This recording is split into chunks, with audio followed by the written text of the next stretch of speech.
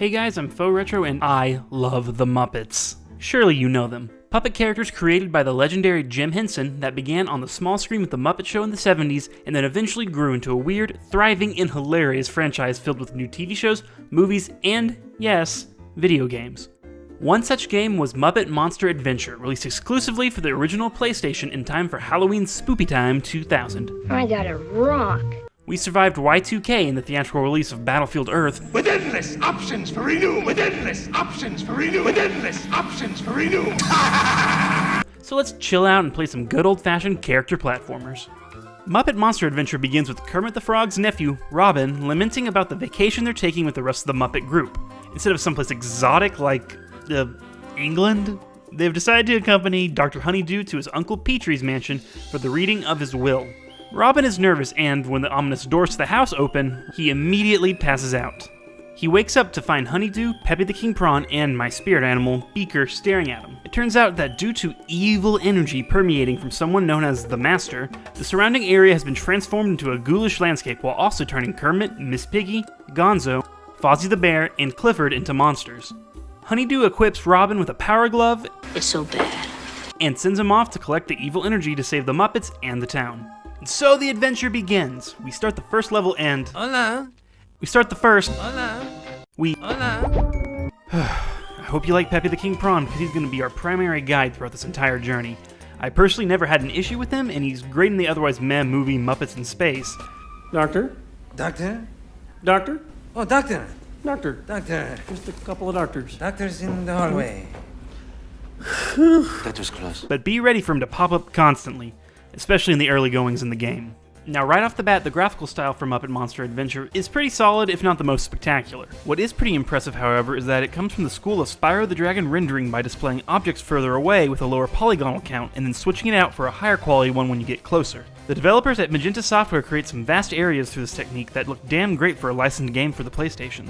Robin is a straightforward amphibian. Jump with X, use the power glove with square, and a spin attack with circle to attack enemies. You can also hold the R1 button to sprint, but Robin becomes pretty hard to steer when doing this, so I only recommend doing this when it's absolutely imperative to go fast. Starting off on the outskirts of Castle Von Honeydew, we quickly learn what the big hook for Muppet Monsters gameplay is going to be. We start collecting little tokens with our Muppet buddies on them, and, once we have 4, we unlock fancy monster transformations that nets Robin some much-needed context-sensitive abilities. First is the Waka Waka Werebear amulet that lets him climb up various objects. The Nose Feratu amulet lets us glide as a bat whenever we jump. The Muck Monster lets us swim and zoom underwater. Ghoulfriend lets us karate chop through doors and other breakable walls. And finally, the Cur Monster amulet lets us grab and drag heavy objects.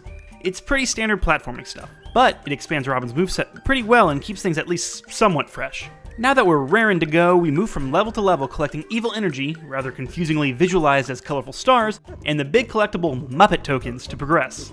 There's also these hearts to heal yourself that like to run away from you, and it's very annoying and such a waste of time having to catch them I don't understand. Why game? Why? Why? Again, Muppet tokens are the most important collectible as they allow you to fight each boss in the game, our monsterized Muppet brethren, and you collect them in a variety of ways from simply finding them in the various environments, completing little mini-games, and even murdering Rizzo the Rat. Oh, hey, that tickles.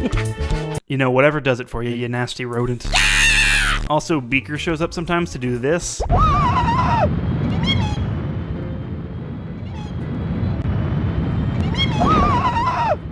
love him so much. If you can't tell already, Muppet Monster Adventure is a pretty standard platforming affair overall. Running, jumping, defeating enemies, yeah, you get it. It all comes down to presentation, and this is where I honestly think the game truly distinguishes itself from other platformers of the era. As I've said, the graphics for the game are generally very good, straddling the line between gothic and cutesy remarkably well, with somewhat ghoulish enemies along with more silly ones like the Banjo-Kazooie style let's slap some eyeballs on that thing enemies. The voice acting is also top-notch with them getting the official cast of the Muppets to play their roles. Also, their monster voices are charming as hell and completely ridiculous. Ah, so you think you can beat me? Ah, you must be joking. Ah. Robin, too, is a lot of fun to listen to, especially with his little catchphrases he shouts whenever you use a power-up. Surf up. I'm partial to the werebear phrase myself. Waka waka woo. It doesn't get old. But let's please talk about the music. Oh my god, guys, the music.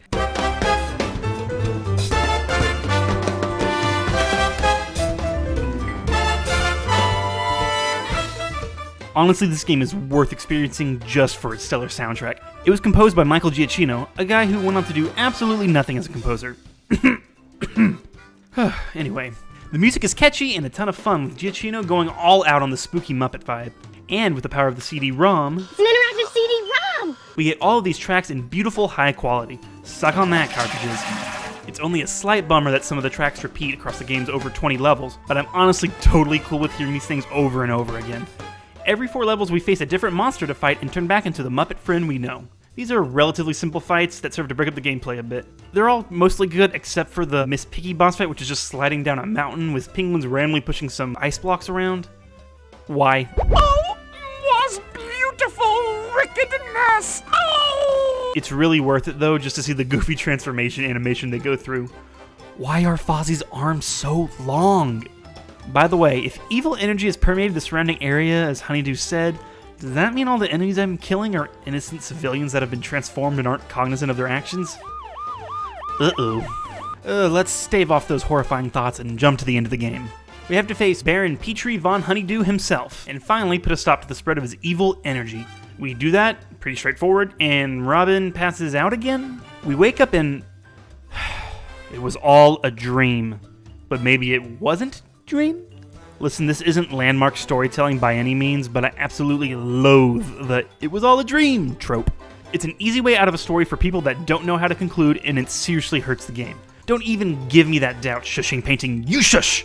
I honestly would have been okay with it ending up being all an elaborate movie or TV production built to get Robin to face his fears. It's a big stretch, mind you, but it would fit in with the scrappy, let's put on a show mentality that is common with the Muppets. But alas, this is how the game ends. Bummer. It isn't all bad though. While the ending leaves a sour taste in my mouth hole, Muppet Monster Adventure is an overall solid experience. The gameplay itself is pretty uninspired and honestly becomes repetitive pretty quickly, with a lot of the minigames repeating themselves with only slightly different collectibles to give some sense of variety. Now don't get me wrong, the gameplay is good, just not the most amazing thing ever. What really saves it is the gothic Muppet style, which is a phrase I never thought I would say. The visuals and especially the music give the game such a fun, distinct look and feel that it elevates everything else around it. The power-ups spice things up a fair amount too. Turning into a vampire to fly is just cool. Also, this temporary projectile power-up when you're just flinging chickens is amazing. Overall, I'd absolutely recommend you check out Muppet Monster Adventure. It's your standard platformer that is made all the more interesting with its visual design, acting, and music. While I don't think it uses the Muppet license to its absolute fullest, taking these beloved characters and theming them after horror icons, and yes, Twitch claims this is a horror game to my infinite amusement, is just such a nutso idea, and it's quite the feat that it works at all. While not quite an unearthed revelation, this game is an overlooked, flawed little gem for the original PlayStation that you should check out. It just might surprise you.